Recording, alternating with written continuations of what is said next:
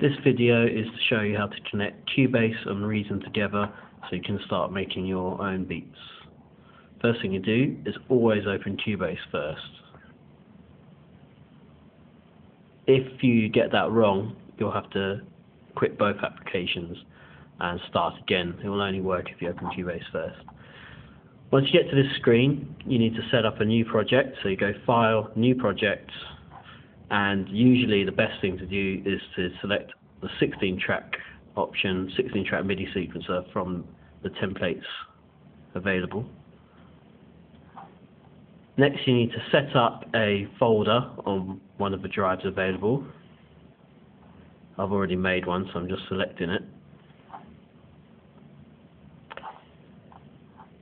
Next thing is you need to open Reason.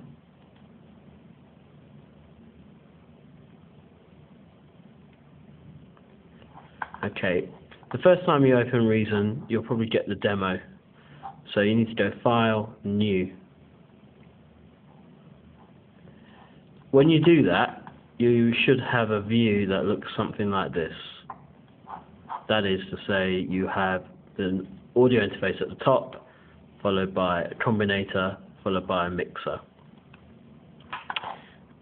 If you don't have a mixer,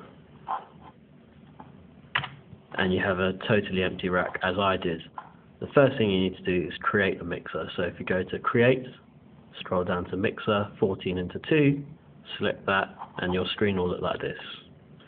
Notice on the audio out option that the Rewire light is on. If the Rewire light isn't on, you're going to have a problem. You're not going to be able to connect the two applications together. At this point, we need to tell Cubase to access the sounds from Reason. The way we do this is we go to where it says Devices, we scroll down to where it says Reason.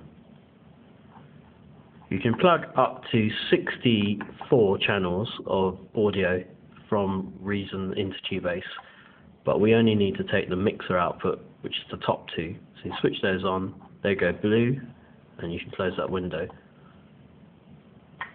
Now you're ready to actually make some music. You can go back into Reason. You can create some kind of musical instrument.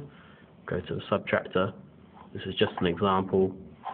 And notice in Cubase now, when I select an empty track and an output, I can select my subtractor that I just made. At this point, you might want to audition the sound on the keyboard just to see if the sound and everything's working.